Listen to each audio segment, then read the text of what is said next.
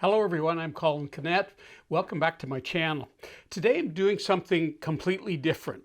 Today, because I wanted to see the results, I am going to be testing 3 different products to see which works the best for ebonizing wood.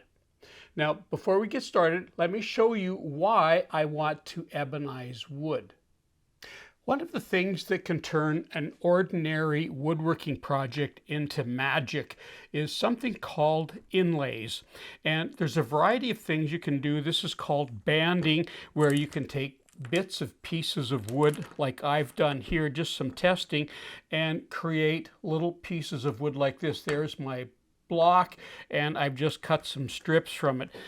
There's also something called string inlay, and you can see that here I've cut some very fine pieces of wood, and you can use these singly or you can double them up. For example, in this case here, you can see, if you look closely, you can see dark, light, dark. Now this is something you might put on a dark walnut project, for example, an inlay. If you mixed it up a bit, you could go, if it was on a light project, maybe you want to go dark, light, dark. It's a little harder to see, but there you can see. So lots of things that you can do. And of course, you need contrasting wood to do that. And one of the favored woods is called ebony. The other favored wood is called holly, and I've been able to source some holly locally, so I have actually a fair amount of holly. What I don't have a lot of is ebony. Now, holly, the last time I checked holly, it's about $70 a board foot. So you want to be very careful in using it. You don't want to waste it. I also happen to have some ebony, and this is probably 15 years old or older, and you can see ebony it's absolutely black, and it's black all the way through. Now ebony comes in 3 grades, and some of it is on CITES, that's the protected wood, because there's so little of it, but other sources are not protected. So this wood that I have here, it comes in typically in 3 grades, what they call premium, where it's black, hard, deep black all the way through. There's a select, which means it's not as dark, and then there's a third unselected, which I really don't have a sample of. This is actually rosewood, but this is very similar to what a 2nd or 3rd grade ebony would look like. So let's concentrate on the ebony. Ebony at the moment looks like, from my research, looks like it's about $170 a board foot. So if you're practicing doing some embellishment like I just showed you, we really don't want to be practicing on wood that is $60 a board foot and $160 or $180 a board foot. So what we want to do is to take some less expensive wood and color it, and that's exactly what I'm going to test today. The most common thing for dyeing wood is an ebony. You can see I've marked this on ebony, and it comes in you can get it as a liquid. This one is a powder, and this one here I've already concentrated. This normally would make a quart, and I've concentrated into about half that amount, and the idea was that I could water it down later, or I could use it full strength. So I'm going to be using this full strength. The other thing, and this is thanks to Phil Macon, who told me this must be 20 years ago. Phil, if you're still watching, I'm finally getting around to using some India ink, and you can see that this is waterproof India ink. So I'm going to be using that. And the third one is one that I've never seen anybody test for ever, and that is a felt pen. Now you may think, why would you ever use a felt pen? Well, you're not going to cover an entire board with a felt pen, but if you're doing small bits of wood, it's the perfect tool to try and do some ebonizing with little pieces of wood, little pieces like that. This is Ebony and Purple Heart, but you could do that with a felt pen. So today I'm going to be testing all three of these. The way I'm going to be testing this, you can see that I've got 3 strips here and I've got them labeled. I also have some birch plywood that I'm going to be using, and the grain is running this way. And the reason that I want the grain running this way is I want to test. You can see that I've cut some lines in here, and hopefully this is going to stop any bleeding from one to the other.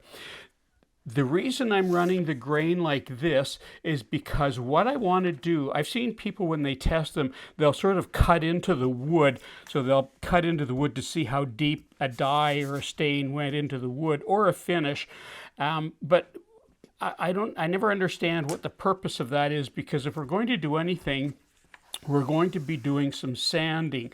So what I'm going to do, I'm going to cover all 3 of these with a different product.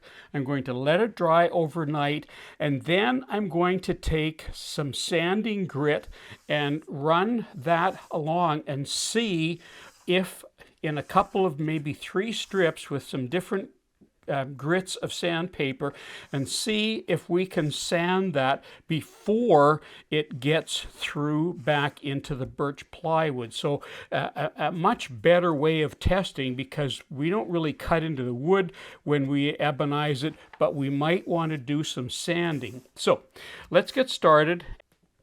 I actually just discovered this. I don't know how long this has been on the market. This is a Milwaukee felt pen, and I just thought that I know felt pen works really well.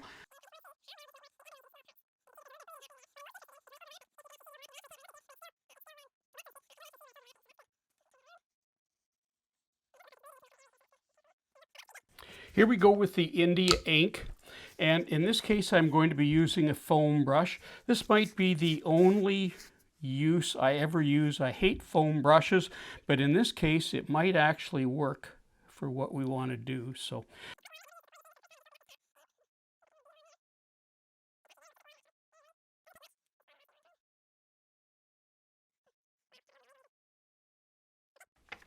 okay, I'm just taking a moment now to stir the ebony dye, and you can see here that it wept quite a bit here, and I maybe put a little bit too much dye on, or India ink on there, but it did bleed even though I scored that, so just something to be aware of.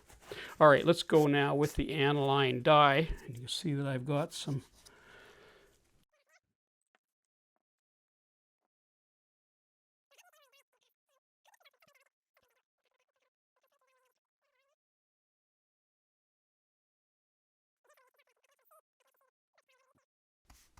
Okay, that's done. We're going to leave it now, and we'll come back in 24 hours and we'll evaluate.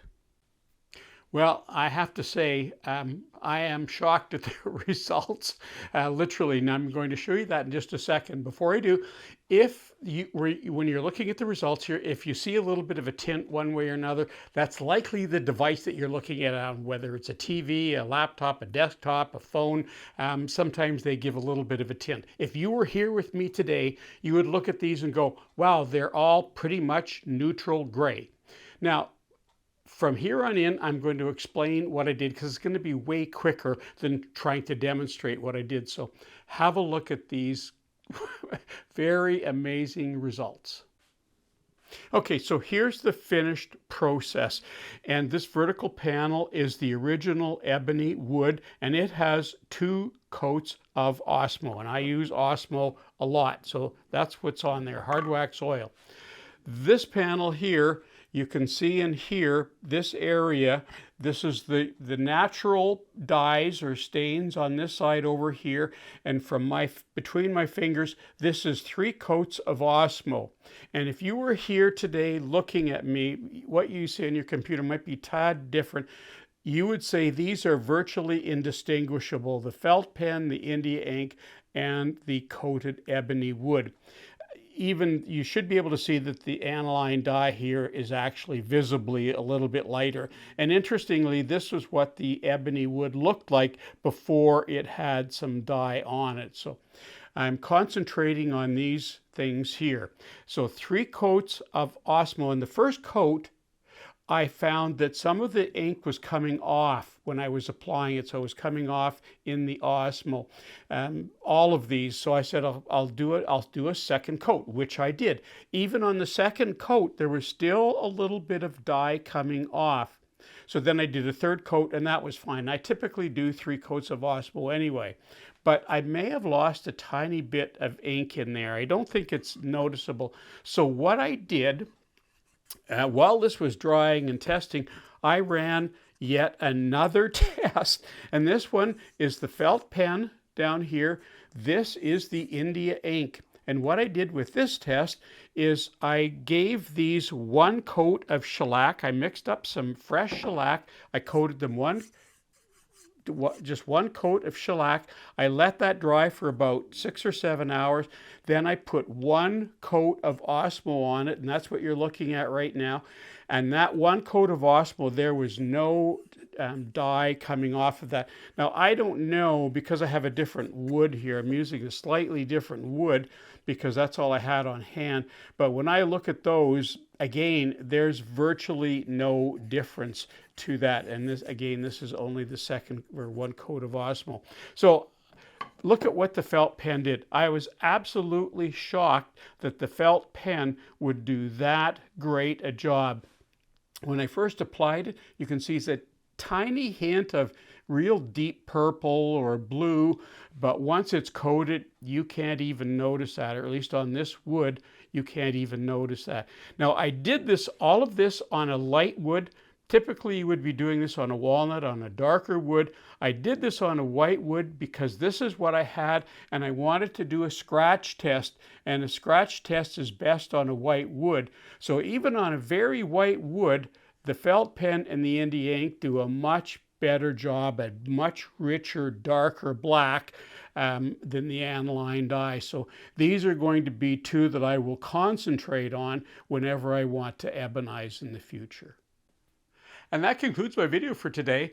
I'm absolutely amazed that I could use something as simple as a felt pen if I'm doing small little pieces of wood, that you could actually use that and get super results, even better than an aniline dye. I really was suspect when I bought that felt pen. It was kind of a lark. I wanted to see what it would do, and I'm amazed that it could do that. So if you want to do some ebonizing of wood, especially if you're going to be doing a lot, you're going to be doing bigger panels, of course the India ink, in my opinion, is the way to go.